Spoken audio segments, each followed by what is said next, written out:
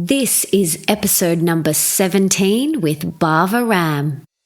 The Melissa Ambrosini Show. Welcome to the Melissa Ambrosini Show. I'm your host, Melissa, best-selling author of Mastering Your Mean Girl, and I'm here to remind you that love is sexy, healthy is liberating, and wealthy isn't a dirty word.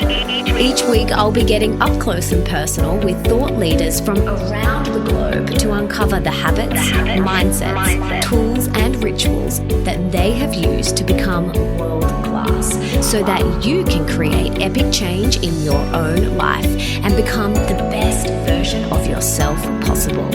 Are you ready, beautiful?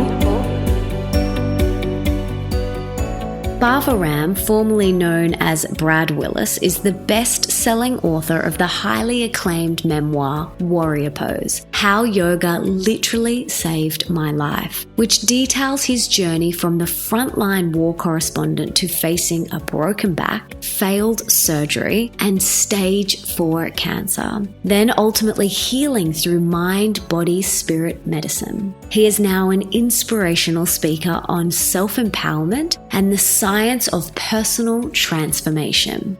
Now, there are times in your life where you come across someone and you just click. You know, the stars have perfectly and divinely aligned, and this person deeply impacts your life. Now, I had that experience with Bhava. Now, my husband and Bhava had been friends for a couple of years, and they were actually working together for a while. When I was first introduced to Bhava on Skype one afternoon when Nick was having a session with him, and I walked in the room and I was blown away by his beautiful presence. You know, those people that just love is pouring out of their heart. Well, that's Bhava, and he was very much responsible for cracking Nick wide open. So I went on to read his incredible book in 2 days, which deeply and profoundly impacted my life. He is the real deal. He's someone who walks his talk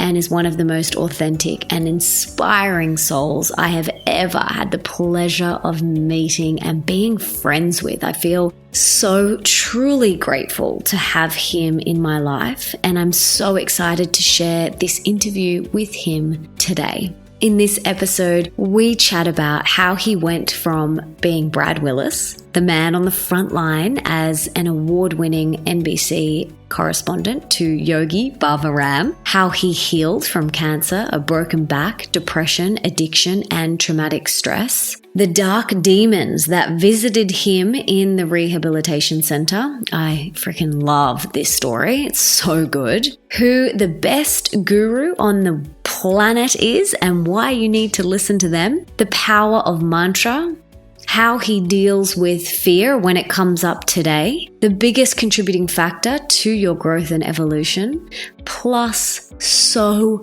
much more. Everything that we mention in the episode you can find in the show notes, so don't worry about scribbling things down if you don't have a pen and paper, and that is at melissaambrosini.com/17. Go there, leave me a comment. I read every single comment there and respond when I can, so please come and let me know what you thought of this episode once you've had a listen. And without further ado, let's dive in. I am so excited for you guys to hear this mind-blowing episode with the incredible Bhava Ram. Bhava, welcome. Before we dive in, can you please tell us what you had for breakfast this morning? Well, Melissa, it is great to be here, and I dove into a bowl of organic oatmeal for breakfast with bananas and strawberries and pecans and a little bit of cinnamon. Delicious. Yum, yum, yum.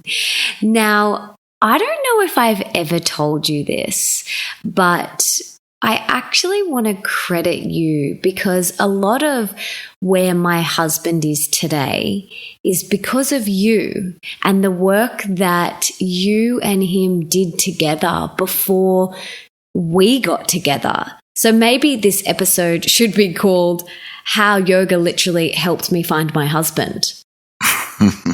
Well, you're such a beautiful couple. I'm really honored that I could help in my own small way. And I think both of you are lights to the world. And I think your relationship is so exemplary as well that it's bound to be inspiring many people. I think the exact same of you and Laura, just such a beautiful example of a beautiful relationship. So thank you for, all the work that you did with Nick. It opened his heart and even more. And I'm so grateful. You're so welcome. So for those of you who don't know Bhava, he is the author of an incredible book titled Warrior Pose, a war correspondent's memoir, How Yoga Literally Saved My Life. I devoured Bhava's book in 2 days and was so captivated by your story. It was just incredible. So can you take us back to when you were this incredible award-winning Brad Willis NBC war correspondent? Well, I had worked my way up in broadcast journalism from small market television stations to medium market across the country, and ultimately with NBC News as a foreign correspondent. I was first assigned to cover Latin America for NBC. And then the Gulf War was going to break out. Troops were massing, and I went over for NBC to Saudi Arabia and ultimately was on the front lines of the Persian Gulf War with the 1st Marine Division. But Melissa, all that time, the final 7 years of my career, even during the Gulf War, I was hiding a dark secret. In 1986, I had been inside Afghanistan with the Mujahideen freedom fighters during the Soviet war there. And after I came out and was able to airlift a number of war-wounded children from the refugee camps, I did something I didn't usually do. I took a little vacation because I was very type A. And I always felt that my motto or my mantra back then was, I'm not really smarter than anyone else, but I'm going to work longer and harder than anyone else. That's the type A personality. So I went on a vacation after having been in this war zone down to the tropics, and a pretty big storm came up the last night that I was there. And I was battening down storm windows. The final ones were up high. The handles broke and I fell and landed smack on the base of my spine, and it knocked the wind out of me. And I was in such shock I didn't really feel pain until the next morning. But I kept on going. A big story broke in Nicaragua, and off I went. So the whole time that my career is soaring now after Afghanistan, my mental and physical health are being profoundly affected because the only way I could cope with that pain was to chew muscle relaxers and painkillers, and I began to drink a little more alcohol every night because it was consuming me.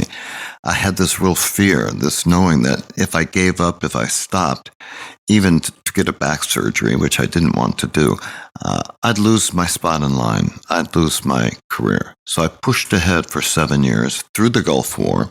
After the Gulf War, I ended up in charge of all Asia for NBC, and I was living in Hong Kong. And this was really the assignment of my dreams. I had never been to all these places in Asia before, and it was a fascinating time.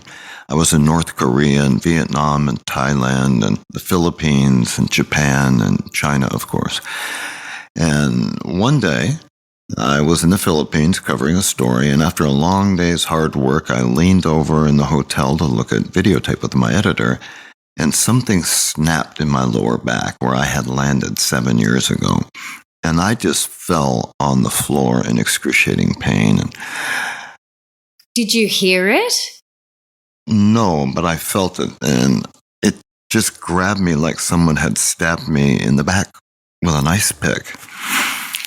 So I came back to the United States, and I had major back surgery, and it failed. And I was declared permanently disabled. So I went from this wonderful career where I really had an opportunity to make a difference in the world, to do investigative reporting and war reporting and report on refugees and the plight of innocent victims in conflict, to somebody who was living in a back brace and couldn't sit up to eat a meal and had to walk with a cane. And this is when the drugs I took to cope with the pain in the beginning got stronger and stronger. The doctors were giving me Vicodin and Valium and Prozac and Ritalin and a host of other hydrocodone and a host of other medications. And I really didn't understand how much traumatic stress I was under, how depressed I was, and how in shock I was, because I had lost my identity. As a man, as a journalist, as a human being, I didn't know how I would take care of myself financially or what would happen. And that began a reverse spiral from this ascending career to this plunging into an abyss. I really became excellent at self-pity and was also pretty good at anger and fear and anxiety and denial. This went on for a few years, and then things got a whole lot worse. Tell us, what happened from there? Well, my only child, my little boy, was born just before Christmas in 1997. And finally I thought, well, I do have a life. I do have an identity. It's for this beautiful little boy. And he immediately was my whole world. I would have him on top of my body brace that I had to wear as I was lying down. 3 months into his beautiful little life, I got sick and sicker, and we couldn't figure out what it was. And then a big lump came up on my neck, and it turned out to be stage 4 cancer called oral pharyngeal carcinoma, which means it started in my throat and then had metastasized into my lymphatic system from exposure to depleted uranium in the Persian Gulf War years earlier. And the doctors told me, you're not going to live for 2 years. 2 years, if you get 2 years, you'll be very lucky. And by the way, here's some morphine to go along with that litany of pharmaceutical medications I already mentioned to you.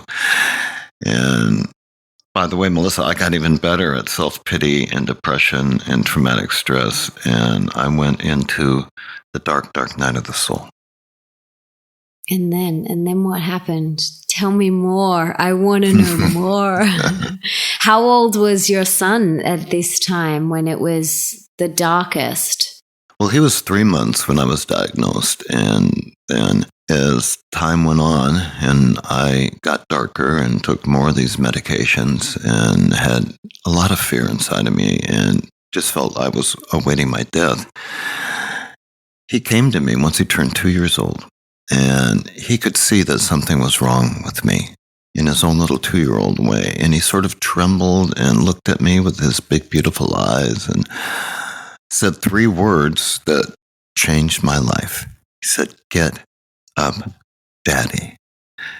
And Melissa, it hit me in a place that I didn't know that I had. A place right in my heart center. It just cracked me open. And as the year 2000 unfolded, that New Year and that Christmas time, every night I would lay in bed, pickled on my medications again, and say, "Get up, Daddy, but how? I have terminal cancer. Get up, Daddy, but how? I have a broken back, a failed back surgery, no career." And finally, I decided at the beginning of the new year that the only way I could get up was to get off all the medications and the alcohol and die with some dignity, because I didn't have any dignity. And that maybe someday someone would tell my son, that's what your father did. That's how he remembered your plea to him. And he went and he got off everything that he was on. So I checked into a hospital, and I went through their program, and I detoxed cold turkey on what was now 14 years of medications. And believe me, all the demons in Dante's Inferno are real, because they came into my room during the first 8 or 9 nights and days. And then I would just lock myself in that room.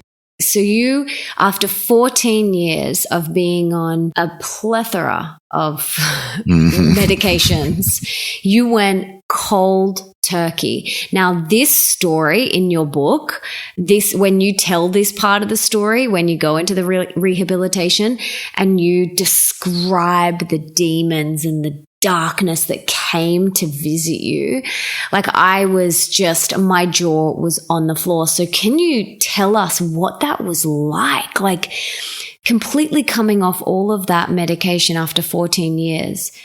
What was that like? What was going on internally for you? Well, I was often writhing on the floor and toxins were coming out of both ends of my body.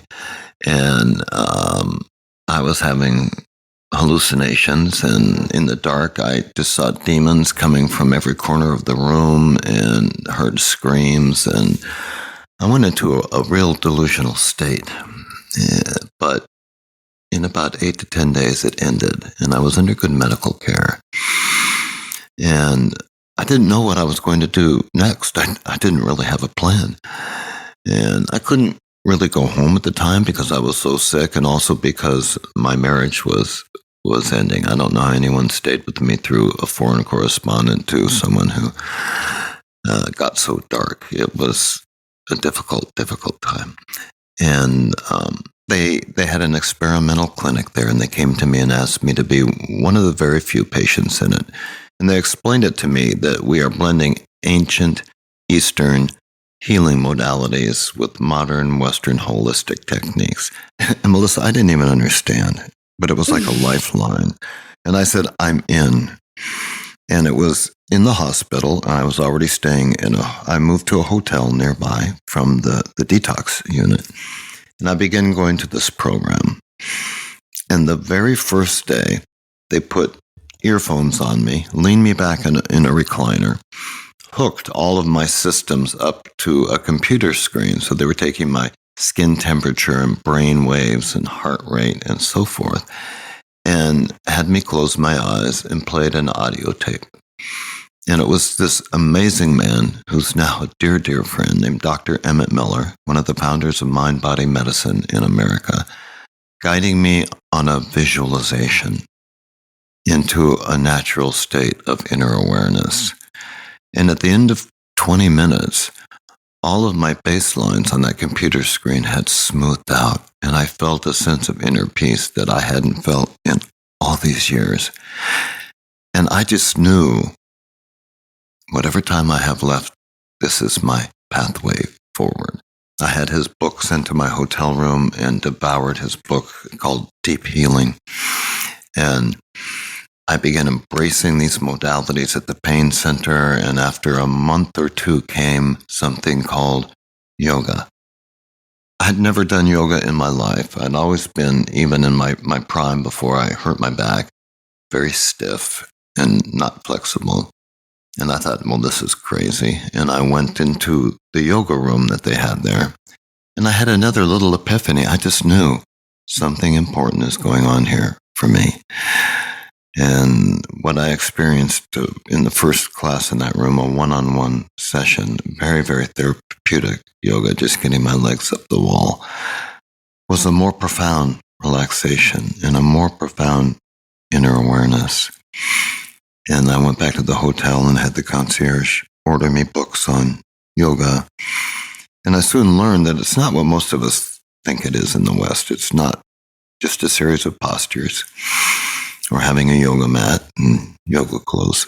It's the whole mind-body science, as I like to say, of how to be a human being. It deals with nutrition and mental nutrition and lifestyle practices and breath work and meditation and yoga postures. So I started embracing all of this slowly and feeling more and more hope. And then the pain center, as they called it, shut down because the insurance companies wouldn't reimburse the hospital. They called it the treatment too alternative. I knew 3 people in the program, and 2 of them went back to alcohol and drugs, and my best friend in the program took his own life. I went home and I built a yoga room in my home. And I began practicing and reading and studying and practicing and reading and studying and fasting and becoming vegan, because I had still eaten like a foreign correspondent. And as I've said, I drank like 2 or 3 foreign correspondents, but I was lying around in a body brace for those years. And so I gained a tremendous amount of weight. So I took 80 pounds off my body through fasting, which took me about 20 or 30 pounds lower than I'd ever been as an adult. I called that my organic chemotherapy. And the vegan diet was also extremely helpful and purifying, as were the long periods of fasting. And it is really why I'm alive today. And I think that anyone that goes through a journey like this has an inner calling, because I've had the privilege now of working with so many clients and people around the world who are facing suffering. And my desire was to share it forward, to really spread the news of what's possible. Because if someone as broken and as down and as dark and ruined as I was could crawl out of that abyss, don't tell me you can't. Anyone who might be listening to this, no matter how bad you think it might be, because you have a power inside of you that's your birthright, from which we've largely been disenfranchised by a fast-paced, overstimulated, media-driven culture. You have within you an inner power to heal to your maximum capacity, an inner power to make major shifts in your life, to fully express yourself creatively, and to ultimately manifest your fullest potential. So that's what I've devoted my life to ever since. So after you lost all of this weight and took your yoga into your home and into your life, what happened next? Did you still have the cancer and the broken back? What happened from there? How did that unfold? Well, I spent about 2 years going into that yoga room every day for hours. I started getting up very, very early before sunrise because that's what the ancient text advised. I was all in. I was really following the guidance that I got from my studies. It took me over a year to notice that my pain was lessening and that I was living longer than the doctors had said I would. And it took me really a year to notice I'm losing a lot of weight here and my body's becoming more flexible. And about a year and a half into it, I just knew the cancer was gone. I actually had a meditation where I felt it leave my body. And I know that's a little kooky and certainly nothing that could ever be documented, but I just felt it. And my back pain was gone. And the level of flexibility that my body provided me was unbelievable. I could fold all the way forward. I could even, if I wanted to play around, put a leg behind my head. And I was alive again. And that's when I started to fully realize I have a new life here to live. And I came out of that yoga cave and started to live my life again. Now, along the way, my marriage ended and I met the woman that I'm married to and incredibly in love with now. And we ultimately started teaching together and started doing these mind-body practices together and seeing clients. And Laura Plum, I know that you've had her on your podcast. Not yet. She's coming on soon, so don't worry. Coming on soon. Okay. Yeah. Stay tuned, folks. Yes. And I had the privilege of meeting Dr. Emmett Miller, who recorded that audio tape that I listened to my first day in that alternative center and teaching with him. And he's still a great friend and a colleague, and I've met so many other incredible people on this journey. And so it goes. One of the stories, I mean, there's so many great ones in your book. One that really stood out to me, and you kind of touched on it a little bit before, is there was a pivotal moment in your healing journey when you were laying on the jetty or the wharf. I can't remember what you refer to it. And something happened. And you touched on it before. Can you take us back to that exact moment and tell us what happened and what it felt like? Well, as I got stronger and started to venture out of my yoga cave, I started riding a bicycle, which is something I never thought I'd be able to do again. I live on a little island off the coast of San Diego, connected by a bridge. And so I started riding my bicycle down to the bay, looking out at the San Diego skyline. And I would get there before sunrise, and I would chant and do my yoga practice as the sun was coming up in the east. And that, again, is an ancient yogic practice, to always be up in that special time when the sun is rising and to make a connection and to be doing what's called sadhana or daily practice. It's called the hour of the divine, isn't it? Right. Brahma Muhurti in Sanskrit, the time of the divine, which there's more stillness and silence. You know, if you remember when you get up in the morning, before the light comes up, you have a greater awareness. It's like all of nature is still, and there's a pure presence around you, and that's the time that they feel is most auspicious to practice. So that's what I did. So I went through that morning, and then I walked to a dock that was close by after the sun was up and lay down on the dock and was doing a little more practice. And then I had this feeling, something came over my whole body, and then I had this feeling like this white geometric, sort of transparent and opaque hologram just flew out of my chest and disappeared. And now, please understand, I didn't have a lot of these kinds of visions or silly things going on during my healing journey, but that happened. Just like the gargoyles and the demons in the detox room. And I just had this vision when that happened. I said, my cancer is gone. My cancer is gone.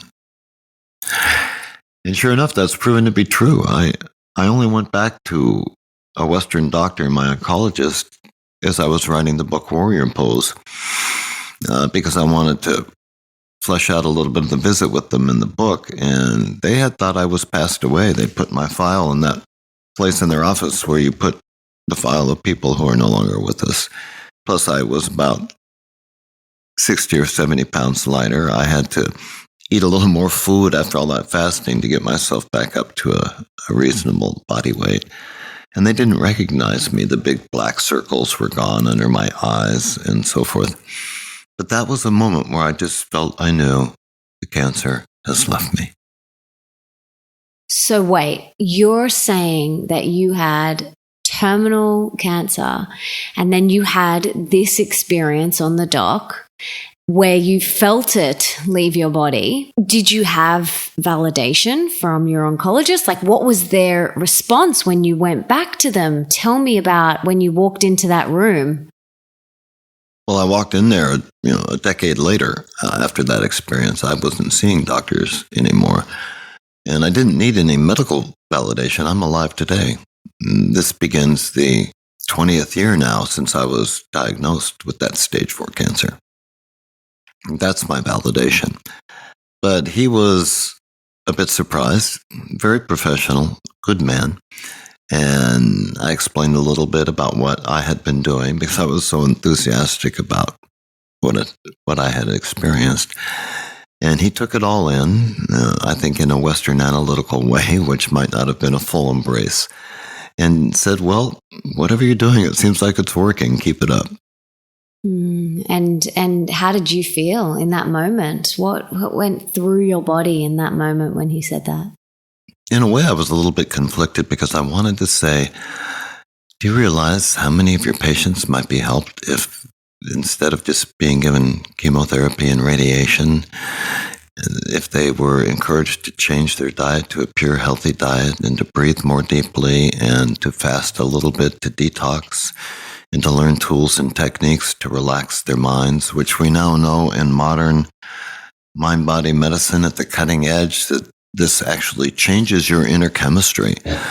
When you are in a state of deep and profound relaxation and using positive imagery, you're creating a neurochemistry in your body that promotes your immune system and your capacity to metabolize whatever nutrients are in your chosen diet.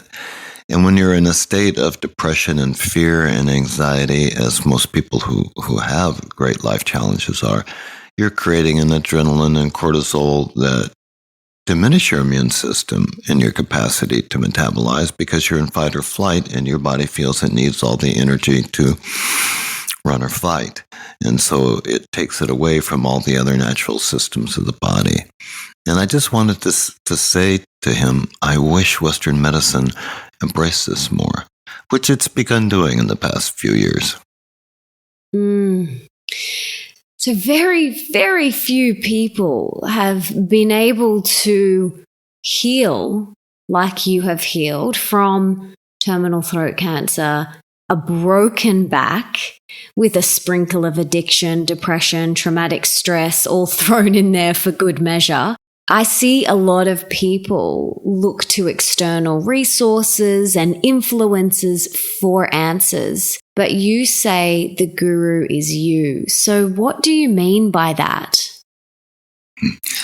Well, first, I mean that I've never set myself up, even though I've done a lot of teachings and trainings and lectures, to be some sort of yoga guru, because I believe that the guru is you, that you have the inner power to self-heal, not to be healed by someone externally. Sure, Western medicine can provide some healing modalities for a lot of things that we face, and Eastern medicine can as well, but ultimately they're just providing a field within your consciousness and your body for you to maximize your self-healing capacity. And what I also mean by this is that I believe we have to reclaim our physical health. I don't think that I'm unique. I've met a lot of people who have overcome phenomenal odds and have healed against all the odds. But what it takes is discipline, and it takes a commitment to really try and to stay with it. Unfortunately, because of mass media, Melissa, and because of marketing and the systems in which we live, in which we are looking externally for a quick fix, a lot of us don't feel that we have the discipline and we have the willpower to stick with the program. We might eat pepperoni pizza and jalapeno peppers and drink beer all day long and then wonder why we have acid stomach, and all we want is to go get a little purple pill to alleviate the symptoms of our acid stomach, rather than to realize we're eating the wrong food and we're drinking the wrong drink. And if we change that, our body will heal naturally, and we won't have all the side effects of those little purple pills, and we won't have all the damage that's still going on inside of us because of a diet that is deleterious to us rather than nutritious for us. So it's a matter of taking charge. And if we're willing to take charge, for me, I had to. My life was in the balance, and that's made me dig down deep. And I had that power symbol of that little boy and my mantra, get up, daddy. And every time I felt weak and thought, well, I just am not going to be able to make this, I'm not going to be able to get up this morning and do my practice, I'd say, get up, daddy. And I'd keep going. So part of the message is, in reclaiming our power, is we have to be willing to do the work. No one can climb the mountain for us. We have to get out there and climb it ourselves. We are the guru. We are the one who's going to take us to the top of that mountain. And once we're there, we feel so empowered, and we can proclaim our truth to the whole world. Amen. Gosh, yes. I hear you. That discipline, that doing that work, that showing up every day. No one is going to do it for us. I can really relate to being that type A, very driven, with my identity completely wrapped up in what I did. That was very much me. And my mantra was similar to you: work harder, go faster, squeeze more into the day, as much as you physically can. And for me, I used to be, as you know, a professional dancer. And when that was taken away from me, I felt like I'd lost my identity, because I put all of my power into what I did, like you did, being this top profile, award-winning journalist on the front line. It all sounds very important and very glamorous, but it's what we do. It's not who we are. And it took me, as you know, many, many years ago, I first came and started having sessions with you with trabecular edema in my right hip. And the doctors said to me, there's nothing we can do. Here's some painkillers and here's some crutches. And I thought, okay, I cried as I was handed my crutches and told to go on my way. And Nick said to me, reach out to Bhava. And, if he can heal a broken back, you can reach out to him and you can transcend this hip thing, right? And then that's when I contacted you, and I will never forget. I know exactly where I was sitting in my home, and you said to me, get up and start doing some yoga, get up. And I was like, honestly, my internal thought was, you got to be freaking kidding me here. Like, I was in so much pain in my right hip. Like, it was tremendous pain. I couldn't even turn my leg out. You know how there's that frog position? I couldn't turn it out like 2 degrees without it being excruciating pain. And so you said to me, get up. And similar to that, get up, daddy. You said to me, get up. And the next morning, I rose before the sun and went out into the hour of the divine.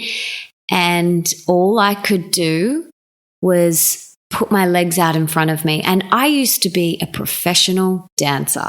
So I worked at the Moulin Rouge in Paris. I could kick my legs up around my ears. To then not even being able to sit up straight with my 2 legs out in front of me was incredibly challenging for me emotionally and physically. And I am so grateful for you saying that little mantra to me, because that is what kicked me up the butt. And then, like you said, it was the discipline of showing up every single morning. And every single day I got up and all I did was sit there for 10 minutes with my legs in front of me. That was it. That was my yoga practice. That was it. And then years went by and I had that same realization as you that, oh my gosh, I can do the splits again. Like, it was just this beautiful moment. And I thought, there's no pain anymore. And yes, I did all of these things, but most importantly, all I did was I continued to show up, and I continued to just every day get up at that time and had you in my ear going, get up. And I believe our words and our thoughts are so powerful. And when it comes to living from a place full of health, wealth, and love, how important is mantra to that? Well, I think it's absolutely critical. It doesn't have to be something esoteric or in a different language, but it's the story that you're telling yourself. And again, we now know through modern studies, the ancients have known this for a few thousand years, but we always have a need in the Western world to validate it through double-blind studies and chemical tests and so forth. We now know, as I was saying earlier, that what goes through your mind creates an inner chemistry within you, and that inner chemistry either nourishes you and helps you heal, or it diminishes you and helps you to suffer. So mantra is a way of telling ourselves a positive story, an affirmation. It's also a way of stilling our incredibly overstimulated and busy minds, which we all have. We live in such a loud and a fast culture. It helps us come more into the present moment. And when we're more in that present moment, we have a greater capacity to get up, to stay with it. We have a greater capacity to do what we need to do to heal and to stay whole. And we feel affirmed too. Don't you feel great when you're able to stick with something for a while, Melissa, and you feel empowered and you start to feel I can? Absolutely. And it doesn't happen overnight. It's that regularly showing up for yourself, not for anyone else. It's, showing up for you. And it's a matter of just doing it every single day. We can let our inner critic, or inner mean girl, as I say, give us every excuse under the sun. But ultimately, your happiness and health and well-being is on the line. And I know you have seen and been to some very, very dark places, from, living with those fighters on the front line.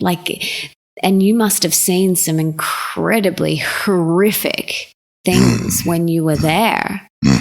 and then being in the rehabilitation center to facing every one of your demons. And most people deal with that sort of fear, demon, stress on a daily basis.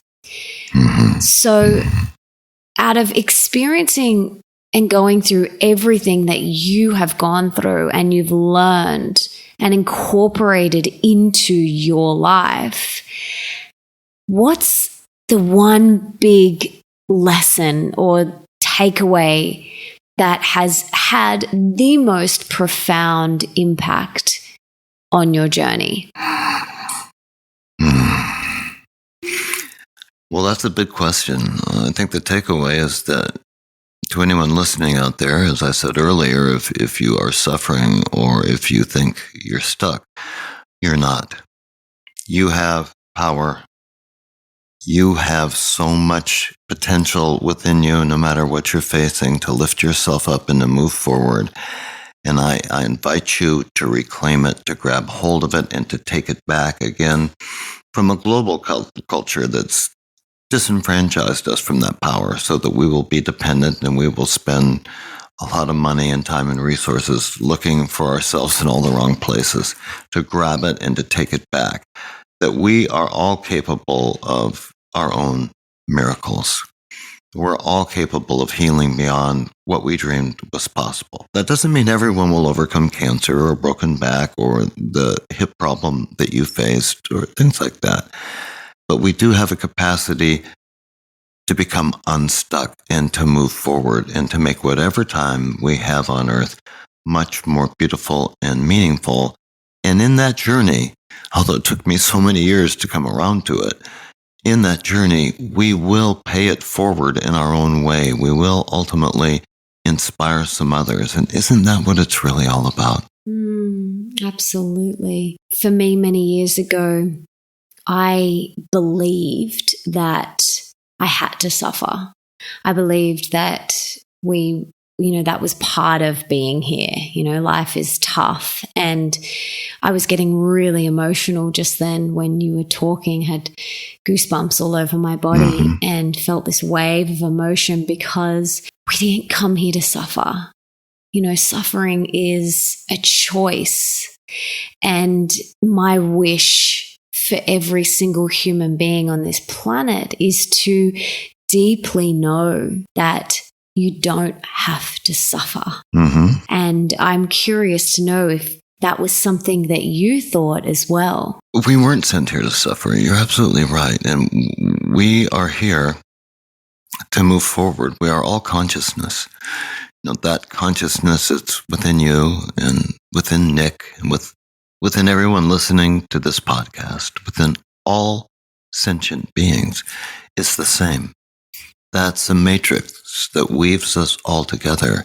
And we really are part of this whole story. That's why it's called a universe, a single verse, a single song, not a multiverse.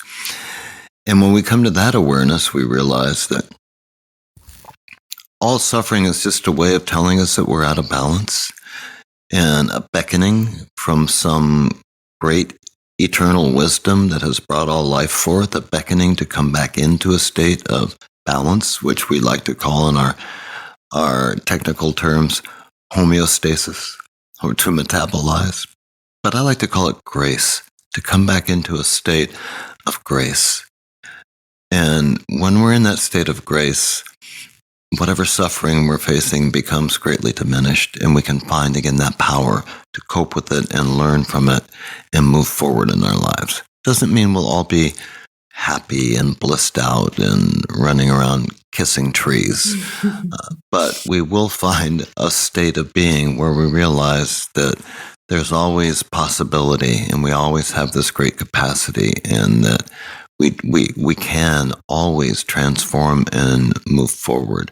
And Melissa, I think another big part of it is, we're a very self-oriented world, the Western world. It's the one thing the people in the East really got right thousands of years ago. And they have a more collective and inclusive frame of reference. And when we start to embrace this state of yoga, which means unification, we start to realize that we're all in this together. We are really all in this together, even those with whom we profoundly disagree, even with all the problems going on in the world today, so many aspects of it. We're all in this together. And if we can remember that, we don't focus on our own particular individual problems as much anymore, on our own fears and feelings of inadequacy and our apprehensions or our egoic desires for power and control and wealth and fame that you and I have both felt early in our lives. But we understand that we're all a family. And when we can really experience that understanding, it feels good. Absolutely. I think it's Tony Robbins who says suffering is focusing on self. And so that really resonates with me. Whenever I feel myself sliding into that poor me victim, I'm like, whoa, let's take this off self. And like you said, we are here to help, serve, support, and inspire. It doesn't mean push what I'm feeling under the carpet. Feel it by all means, but just take a little stock on what's really going on. So everyday life, what's something, how do you deal with those moments where you may find yourself focusing on self or fear has arisen? How do you move through that? Well, first I want to say I still do have those moments. I don't think one ever arrives at some state of walking on water. The very few who arrive at a state of grace all the time, we call our saints and sages. And I'm not anywhere near walking on water. And I do have fears come up, and I do have worries, and I do see myself sometimes being overly self-oriented. But that's part of the key, is that I notice it now. Before, it was just my default. And now I notice it. And like you, I'm able to laugh at it when I see it, or tell myself, let's get on to a different story here. Remember what you teach. Remember what you really believe and what you've experienced. Instead of feeling these feelings, start to think, how can I serve today? What can I do to be of service? And for me, it's some projects that I have going on to serve others, some of them directly related to what we're talking about now, especially an exciting new one I'm launching. I've just been working on the past 10 days, and I'm really happy about it. But sometimes for me, it's just walking down to the beach, about a few blocks from where I live here, and picking up trash and cleaning up. And rather than before, when I go down to the beach, before these changes in my life, and I'd see little trash, I think, what's wrong with these other people? And why do these tourists come and leave their garbage? And all that sort of silliness. And now I go down and say, just let me clean you up, Mother Beach, because you're the lap of Mother Earth, and I feel a lot better. Beautiful. I love that you said that, because I think a lot of people could put you on a pedestal and think you are enlightened, and that you levitate in your meditations and you walk on water. But we're all still here learning and growing and evolving, which is why we are here. I believe, like you said, awareness is key. And when you have so much self-awareness, you're able to catch when that fear or that self-obsession comes in, and you're able to kind of pivot quickly. So I love that. And I do the same thing whenever I feel myself focusing on me in that way. I bring my attention to how can I serve? And maybe it's with a beautiful, heartfelt Instagram post, or I reach out to a friend, or it's simply turning to my husband and saying, darling, what can I do for you right now that will be most supportive for you? And he might say, nothing, darling. Or he'd be like, you know what? I'd really love if you could grab me a glass of water. Sure, I can do that. No worries. And if we can't serve those people or the beach that are right under our nose, right in front of us, then, there's no point trying to go and do it on this big, ginormous global scale if we're not even doing it right in front of us. So yeah, that's beautiful. And thank you for reminding us that awareness is key. Mm-hmm. I'd like to add too, Melissa, that far from walking on water, I still make great mistakes in my life. I still have levels of profound complexity, and I still have a dark side. We all do. And I'm a human being. I think if you meet someone who is presenting themselves as being completely arrived and completely enlightened, that you should be really wary. The word guru, you asked me about the guru as you and this belief I have around that. It's Sanskrit. Gu means darkness and ru means light. And what it's saying basically is that we're all filled with darkness and with light. And the whole journey is moving from the gu to the ru. Which one are we choosing at any given time? But we'll always have both inside of us. We'll always have both. And it's which do we want to feed? And when the gu rears itself up, rather than punishing ourselves or feeling like, oh, I'm a failure, I'm a phony, I think we just need to look at it and realize that's the complexity of the human condition. And how do I want to move forward from this? And what can I learn from this? And what shifts can I make? And just move ourselves gently as best as we can back towards facing the light. Beautiful. And I'm the same. I am far from enlightened. I still have moments where, like I talk about in my book, you refer to light and dark, and I say love or fear. And, I talk a lot about this in Mastering a Mean Girl. There's still moments where I catch myself choosing fear, and then I'm like, and I laugh at myself sometimes. Most times I try to bring that lightness to it and that joy, because it doesn't have to be so serious. And if we can bring some lightness to it, then it just makes it so much more enjoyable. Mm-hmm. And we have to forgive others, and we have to forgive ourselves. And forgiveness is a very big practice, I think, along with empathy and compassion, which are elements of serving the world and being less self-oriented. And forgiveness is also a really big piece. Let's pretend now that you have a magic wand and you could put one book in the school curriculum of every single high school around the world. Now, besides your amazing books, they're a given. They're already in the curriculum. Let's pretend they're already in there. What book would you choose? I put the Yoga Sutras of Patanjali. And of course, it would need a teacher to help walk the students through it, because it can be a little esoteric at first, although there are a lot of very clear and concise commentaries on it. Patanjali was the author some 2,500 years ago, a great sage of yoga and its sister science of Ayurvedic medicine, which I practice as well. And a sutra informs our English word suture or stitch. They're little terse aphorisms. And through these aphorisms and the expansion on them by great teachers, it's really a formula for how to be a human being, for how to live our lives on all levels, on body, mind, and spirit levels. And the wisdom is so profound. And more, again, I see Western medicine coming up with new, more holistic ahas that I can trace right back to the wisdom of the Yoga Sutras 2,500 years ago.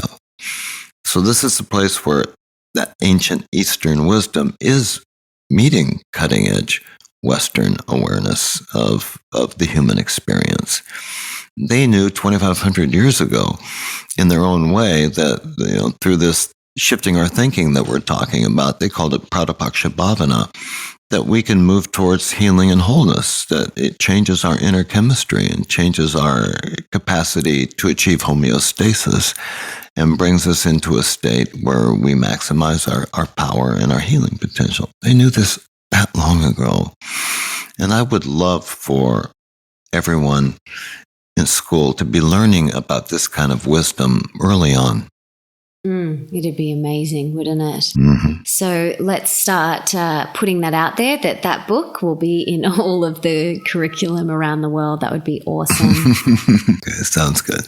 We spoke about before about your practice and regularly getting up at the hour of the divine and doing your practice. And I am fascinated with people's, morning routines and what they do to really prime themselves for the day. So can you tell us what your morning routine or what your practice looks like today? Well, it's much, much shorter than it used to be when I was on my healing journey. Much more reasonable. But I still get up before sunrise, and I'll come downstairs in my home and often put the fireplace on, and I'll roll out a cloth on the carpet, and I'll do about a half an hour of sun salutations. This is a sequence of moving yoga postures for those not familiar, and some other opening postures that I know really are helpful for my back and a body that's getting older by the day, and breath work, and then some powerful affirmation and a short meditation. Oftentimes I'm remembering empathy and compassion and forgiveness and courage, and let me be the best that I can be today. And then I'll have my breakfast, and I'll go for a walk and get to the beach oftentimes by the time the sun's up by that time, and feel connected with nature. And that's my practice. Beautiful. I'd love to hear now what are 3 things you are most recently grateful for in your life? Well, I'm most grateful for my son, who's 19 years old now, and is going to the Walter Cronkite School of Broadcast Journalism. Not following in my footsteps. He found this all on his own, but in his own way, he's going to be a storyteller, and he's going to make great changes in the world. And we remain to this day deeply connected, and I'm so grateful for him. He's such a good human being. As well as being my beloved son, he's just a very, very best friend. I'm grateful for Mother Earth. I'm grateful for this magnificent, conscious planet that nurtures and sustains us all. I am so grateful for Mother Earth. And it's when we forget to be grateful and even humble in her grace, that we do harm. And when we remember, we're more likely not to do harm.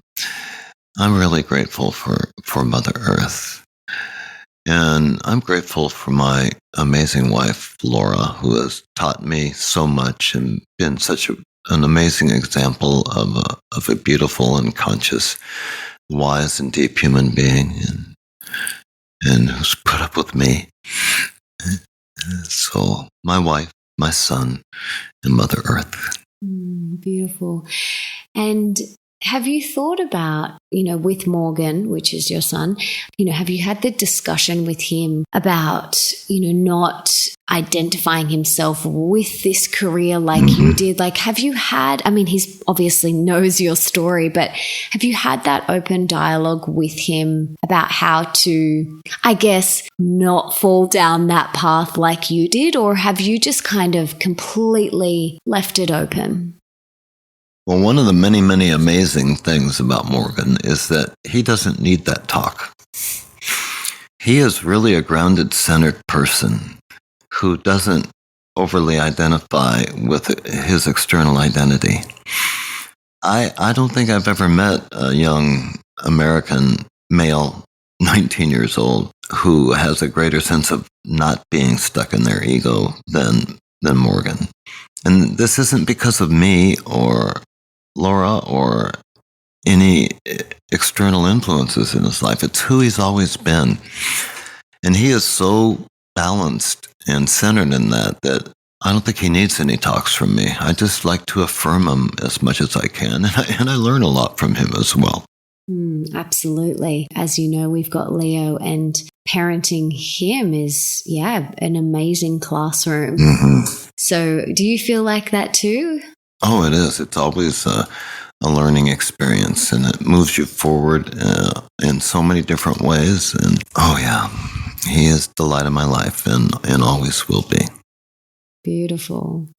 So I've got 3 rapid fire last little questions for you before we wrap up. And the first one is, in your opinion, what is one of the most important things that we can do for our health? Eat natural food. And natural, you mean? From Mother Earth, nothing that's in a box or a can or has been microwaved or frozen or has additives or ingredients that you cannot read. Eat legumes and fruits and vegetables. And if you're carnivorous, a little bit of meat as well, but make it organic and free range and natural, and eat only organic food and fruits, and you will be vastly healthier, and let all the other stuff go. Yes, beautiful. Now, what is one of the most important things that you could do for your wealth? So when I say that, I mean your finances and what you do in the world, basically. Well, I work with private clients, and I don't ever seek to get abundance, which I think makes it flow a little more. Worrying is like praying for what you don't want to happen. And that's not my original quote. I heard that somewhere else a long time ago, and it really stuck with me. Worrying is praying for what you don't want.